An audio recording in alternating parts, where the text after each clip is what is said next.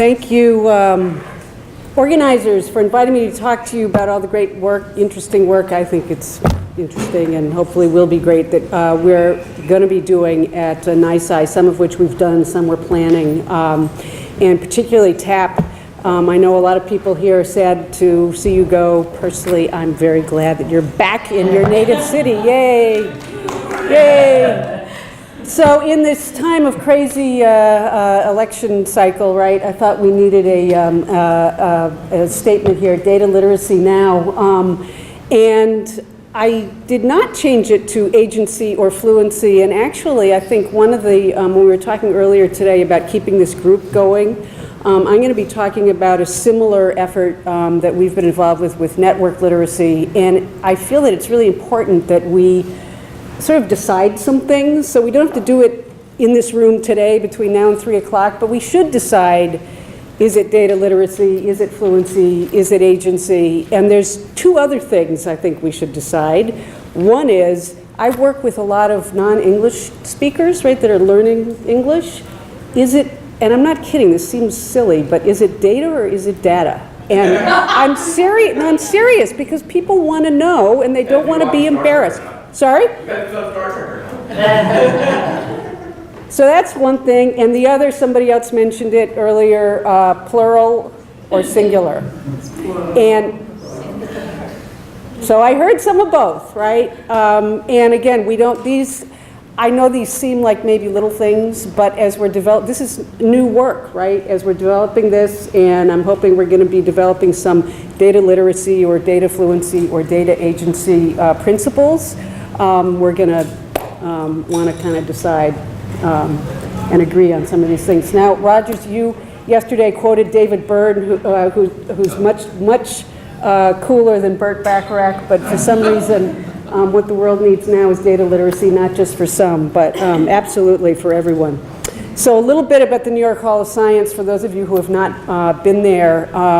It is in Corona, Queens. It was built 52 years ago for the World's Fair, and we have about 100,000 square feet of exhibit space. We get about 500,000 visitors a year.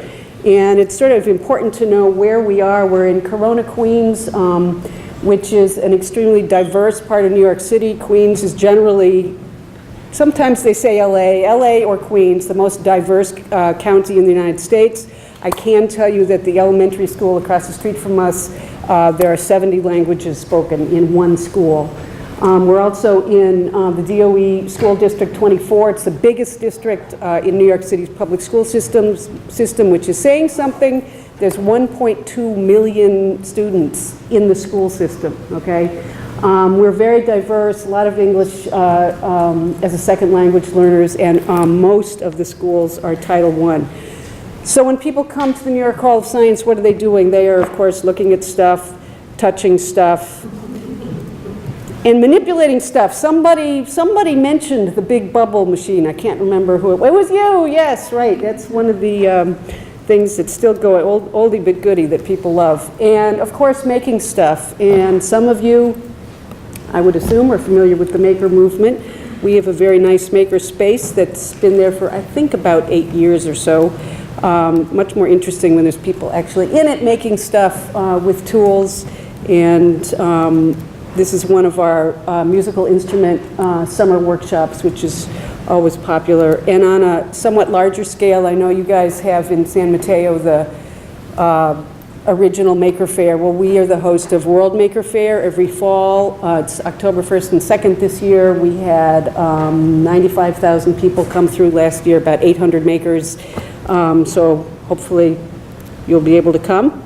All of our work is done sort of under this mantra that we have developed, design, make, play. And of course this has a lot of connections and correlations with what we're talking about when we're talking about data literacy. Problems worth solving, right? And giving makers purpose and agency and the ability to come up with divergent solutions. Using real tools and real materials, thinking with your hands, the embodied cognition part, building things and building skills. And of course, all of that is being done with deep engagement and the ability to follow your individual interests. And the core principles behind this design, make, play idea about both the experience for visitors as well as our exhibit design, I've highlighted just a few things that I think are particularly relevant, such as problems that you think are worth solving, the fact that there are divergent solutions, and this idea of open invitation. All have relevance when we're thinking about data literacy and data activities.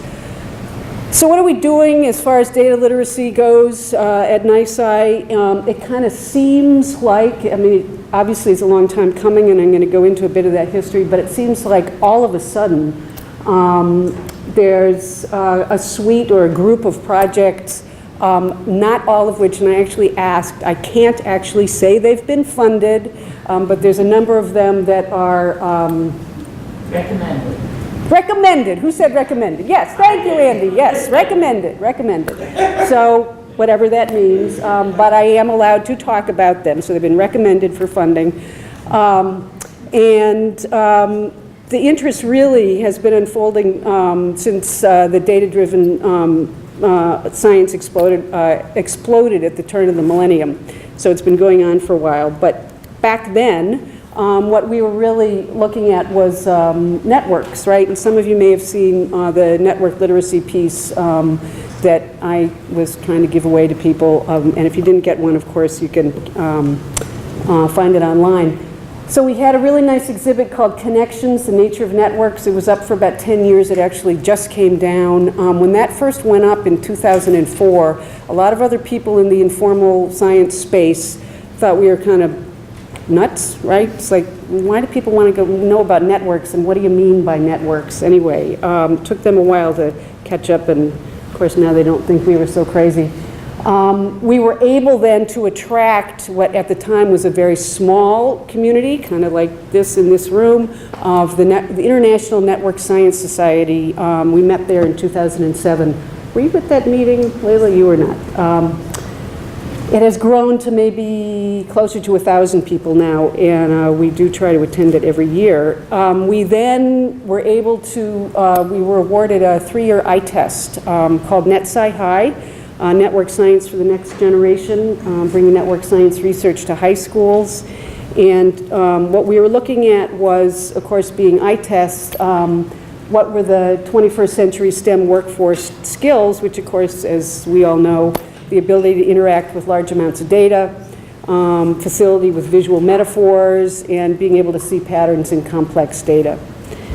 This was a response to the obvious need, which still exists, of students in the STEM pipeline needing to be prepared for this new reality, which is unfortunately unavailable to most students, and most certainly unavailable to underrepresented populations such as the ones that are right in our community in Queens.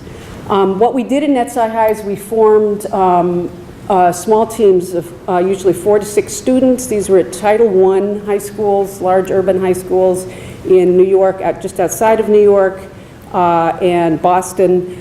Paired them with their teacher, usually their science teacher or computer teacher, as well as a researcher, grad student in a university research lab studying network science. And after an intensive summer workshop, they then decided the problem they really wanted to work on and spent the year working on that project and then presented it. Most of the work was presented at the International NetSci Society meeting, which was very exciting, of course, for the students. We were able to bring them to, I think, 3 of those conferences.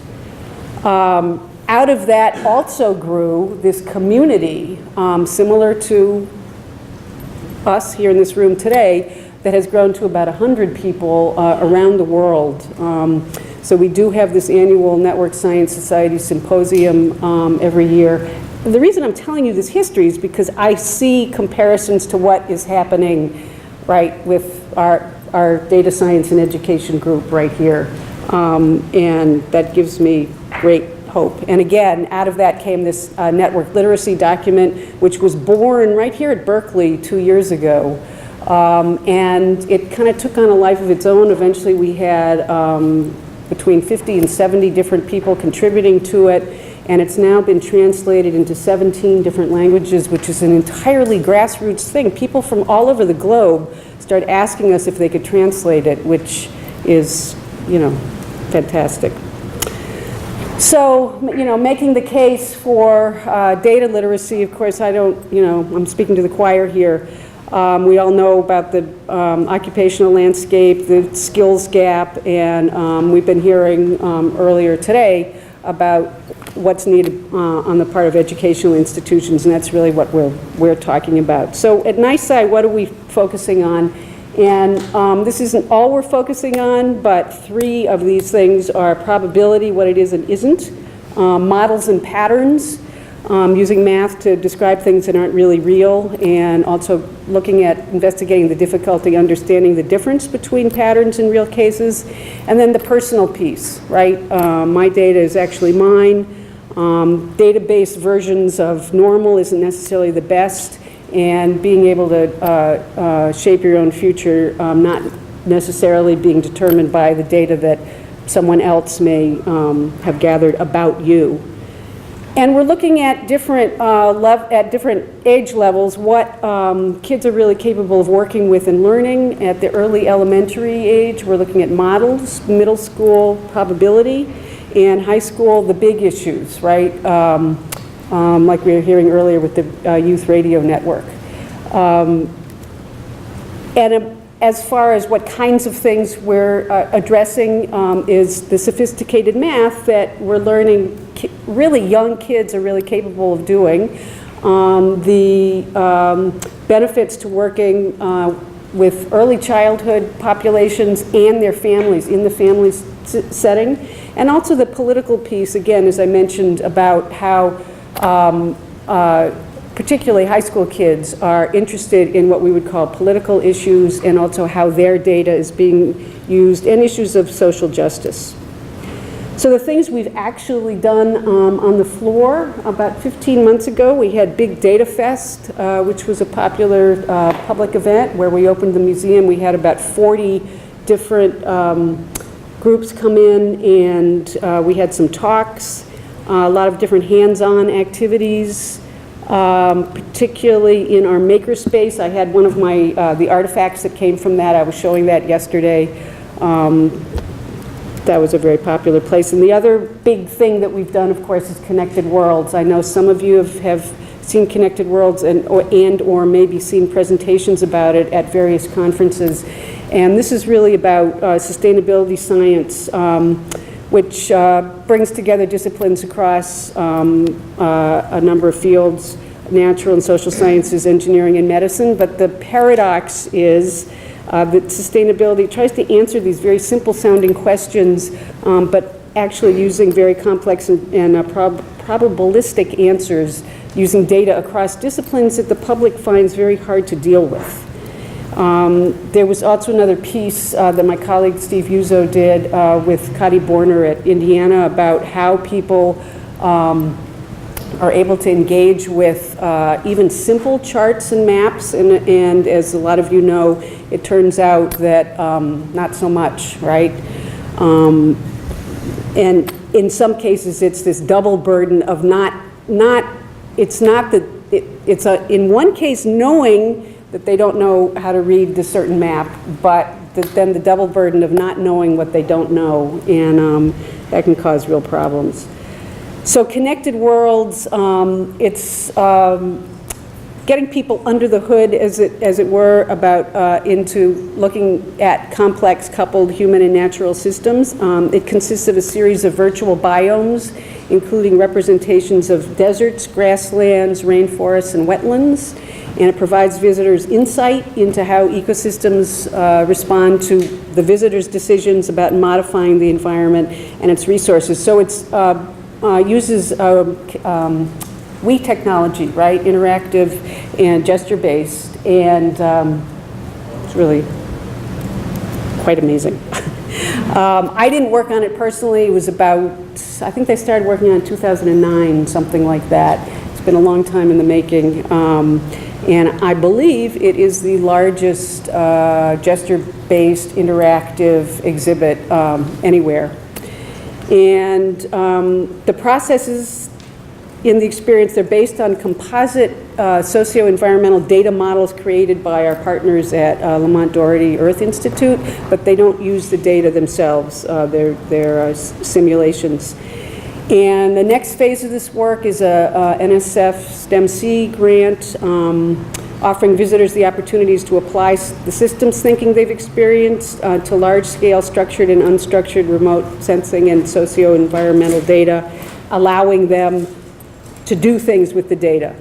And Layla and Andy also have another piece of work which I actually don't know enough to speak to in a constructive way, but, and that work is funded, yes? No, it's recommended. It's also recommended. That's recommended. So another, maybe our 6th piece of recommended work, something like that. We have been able to, just like a couple weeks ago, get some foundation funding for a new exhibit looking at probability that we're calling Big Data, People, Patterns, and Probability.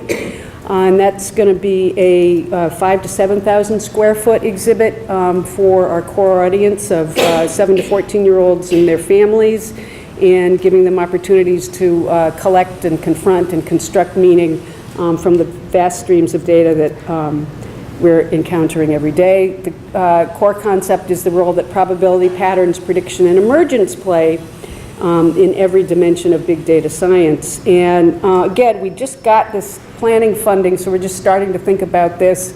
We're thinking perhaps the Open Data NYC huge data sets might be a place to start, thinking maybe we could have something like projecting large maps on the floor of the museum that people can interact with, perhaps city streets, perhaps their own block, something like that. And maybe being able to hack the data to see how different patterns change according to what question that they may be asking. So we're inviting the visitors to ask questions and explore complexity, and our intention is not to give them, to instruct them in how to understand big data, but rather to give them resources and motivations to guide them in exploring a topic that's interesting to them.